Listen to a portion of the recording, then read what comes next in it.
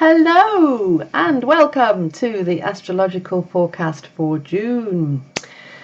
Well, now, the end of May and the beginning of June. Wow, I guess they've been a somber time and a tough time for a lot of people. There is some very bitter rage and humiliation and pain around, and this is all understandable. So what's it doing? Why? I think one of the things it's doing is causing a review of our morals and beliefs. But the problems with reviewing our principles, morals and beliefs is that this type of water is very muddy and it's subject to all kinds of dilemmas. It may be difficult to decide on the right thing to do as we get to the end of May, or the right place to aim towards. What's the right thing? The road ahead may be paved with differing opinions, and if so, decisions won't be clear cut. In some cases, confidence about what is morally right is being challenged, and since most of us would rather be right than happy, this could be a big and sobering challenge. But June is a flexible month, and this is one of its great talents and advantages. So it offers the possibility of change, and it encourages us to be flexible and to change. The key to all of this is weighing things up. If we're in a moral dilemma and an intellectual maze, which is what we are, then it's an exercise in weighing up, because we need to navigate. We need to work our way through things. We need to find out what's the best and what should be discarded, and we need to really kind of like mentally focus to build on our wisdom. We may have persecution and woundedness around us, and certainly because Saturn and Chiron are very active, we have the restriction and the fear of Saturn, and maybe the frailty and the vulnerability of Chiron very much alive in the atmosphere. But these wounded feelings bring us to our higher spiritual potential. Our deep-seated humiliations are actually our greatest growth potential. We should be able to draw from the things that we feel hurt and embarrassed about and turn them into wisdom, into peace and self-sufficiency. However, I probably need to emphasize the higher spiritual nature of that, and say we really would have to work hard to rise above some of the feelings of hurt and to see the bigger picture at the moment. Now, this testing could involve a loss of confidence and being right. Suddenly we're not right anymore. And it's surprising to see how much we depend on this. Our sense of self seems to be dependent on believing that we are correct and we are wise. But actually, being wrong and getting over it, and not feeling weakened or attacked when we admit that maybe we have to change direction or change our thinking, is a major step forward in our spiritual evolution. We have to learn to cope with the frailties and the vulnerabilities of our human experience while holding on to our spirit, to our inner sense of divinity, to our self-love. On the other side, when we're angels or when we're fire, when we're divinity, we don't have to struggle with a lack of feeling of confidence. It's only when we get into this dimension that confidence is the thing that is challenged. So to be here is to have our confidence challenged. This is the lesson of this dimension. This is what this place is all about, really. This can be the toughie. You know, we're so used to just feeling happy and confident and fearless on the other side. So we need to be able to shrug and draw from an inner sense of strength and love. And this is surely the ultimate goal and the success of a painful experience. If we can take that painful experience and we can turn it into something which ultimately nurtures and loves and restores us, then we really have got what we're here to do.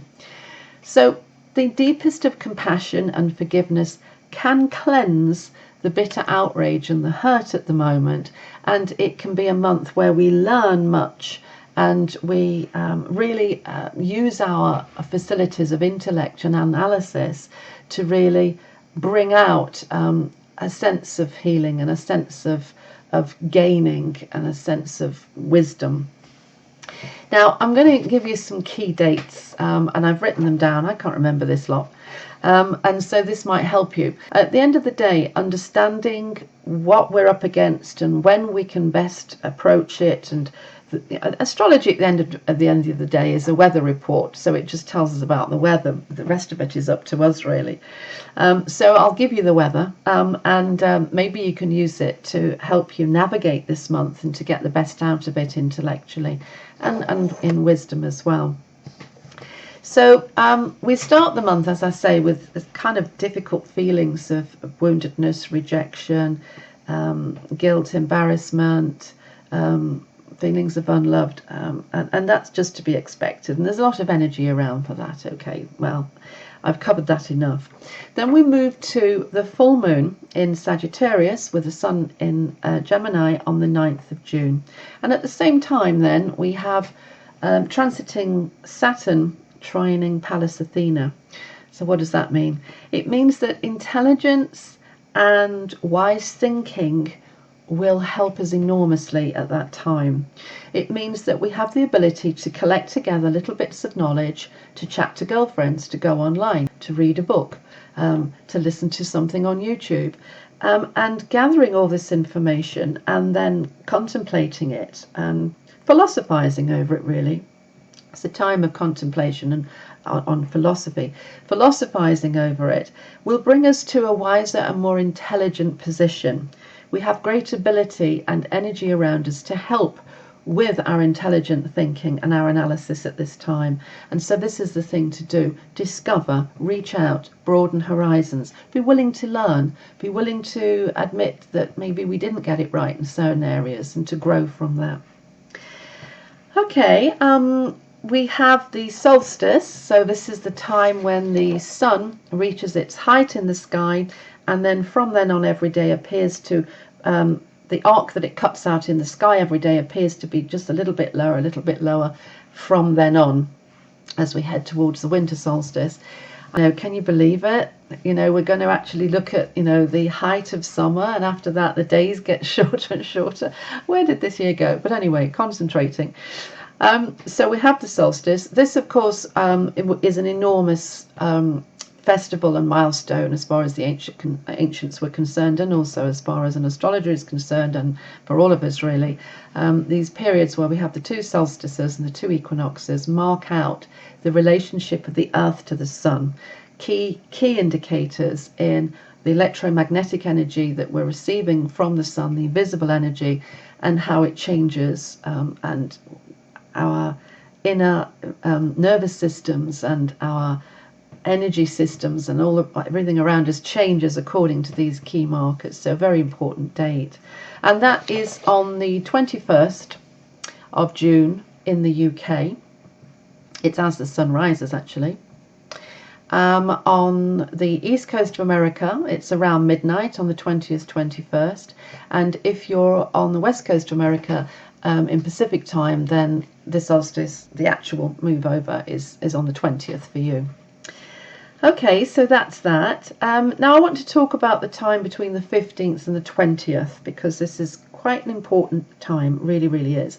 So it embraces everything I spoke about in the beginning of this video. It's a time when, actually, giving you some jargon, that the sun goes opposite to Saturn and then a few days later goes square to Chiron. So what does that mean? Well, the sun brings clarity and healing. That's what it does. It's not a negative planet, it's always a positive planet. But maybe one thing we have to remember here is that nothing can be healed that isn't first felt, right? So even though the sun is positive and it's shining positive light and clarity and understanding and wisdom on something, we do have to actually feel the pain before we can get healed of it. So the key to that is to be positive, to accept your lessons, to do some learning. And you'll be amazed at how wonderfully warm the sun can make you feel, how its light can add clarity and understanding into your life given a chance.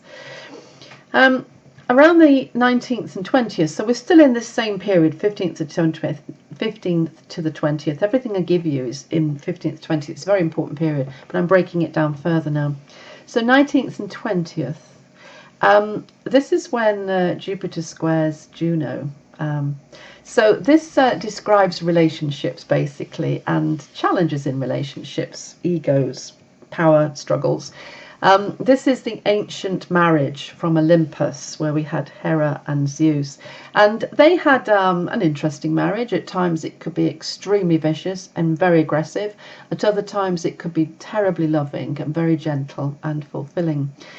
So we're taken through the full range of relating when this pair comes together, so anything goes.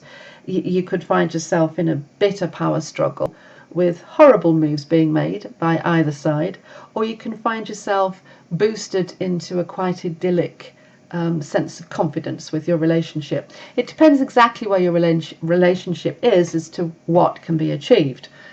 From wherever you are, there is a movement. Where does it go? If you aren't in a relationship at all, for instance, one could start at this time. It takes your relationship, it moves it into a different relationship place. That's the most important thing to remember. On the 18th and the 18th to the 20th, transiting Mercury opposes Saturn, squares Chiron. So what this means is that wounds can be about words. Words can do the wounding, words can do the healing. Communication, talking, very important from the 18th to the 20th. Thinking, if you like, but communicating, listening, reading, writing, talking, very important. It's a healing time. If we just let these planets get to us and just let this stuff come out, then we could find it is very positive and healing, but we have to be flexible. Flexibility is all around us, so we just have to allow the adjustments, don't we? Then on the 23rd of June, we've got Mars opposite Juno and Venus trine Pluto. So this is a time when deep-rooted feelings in relationship will emerge. It's the times when you get all kinds of emotions bursting out, so suspicions, primordial lust, power battles. So Juno always, can go to the height and the depths of relating. So she's a relationship thing. It doesn't matter whether it's fighting or as making love. That's what she's there for. So anything goes really during that period, but just expect there to be lots of energy in the field of relating is a good way to put it. On the 24th, we get Mars square Jupiter. This is when there's a mighty clash of egos. A huge burst of fire meets the immovable object of Zeus with all his mighty royalty. So you could experience ego clashes at this time. With this amount of stuff around on the 23rd and 24th, this amount of Mars stuff actually, what I would recommend you do is do something very physical. Really get powerful with your body. So go out there and run 5 miles. Dig the garden, do some incredibly physical that sweats and makes everything tired, that really kind of like puckers you out, because that's the key to Mars energy. It's a physical energy that wants expression through the body, and if you do that, then it won't erupt in your personal life. It's one of these things. That's exactly what it does. You can get rid of the Mars energy, but you have to put in the physical effort. Are you prepared to do that? Well, okay, so what we're talking about is a big month. I've given you some key dates there, and I hope they're useful. This month could have a great deal of potential and a great deal of pain. There's hope and there's heartache possibilities, but it may achieve things that needed to be achieved for the good of your future. Some people might have a quiet month. I'd be a bit surprised, but they could do, because sometimes the most momentous times are the ones when we make quiet decisions, when we think about something and we don't actually action it for ages, but the intellectual change happens then. It could be like that. I think it's more likely that it's quite an active month. It's got a lot of energy about it. what it's doing, it's laying the foundation for future growth, and it's resorting us into a new direction of travel that we maybe wouldn't have seen or chosen for ourselves. We suddenly find ourselves on it. But I think it has a great healing potential, a great healing ability, and I think one of the things we can take out of it is great positivity for climbing up in terms of wisdom, what we've learnt, how intelligent we feel, and what we have at our disposal. It's a great month, really, but there are some challenges, I have to confess. Now, if you would like help with this, if you're thinking, oh, I'm not sure I can navigate this, I've been in so many issues already, here's another month that's going to give us the energy to work on these issues, where am I going to go now? Then do have a reading with me. Just one session with me is all my clients need. Everything gets sorted out. You have a map, a way forward, positive stuff. You can see the interpretations, how you have to handle things. It really, really does help. So do think about having a consultation with me. I would love to talk to you like this, and we could talk one-to-one, get your personal stuff out, and do your personal step-by-step guide into handling, managing, understanding, feeling better, and just growing in wisdom and stature. It's invaluable. Right, I've really enjoyed talking to you about this. I do hope it was useful, and much love to you and your family. I hope you and all your loved ones have a wonderful, blazing June with lots of expressive, happy, social times when you feel content and warm and happy to be alive. I would love that for you. I really, truly do. Thank you so much for listening to this. I'm always humbled by the people that listen. Thank you for letting me into your life for this small time. I really appreciate it. And I'm looking forward to talking to you personally anytime you want. Okay, thank you very much. Bye.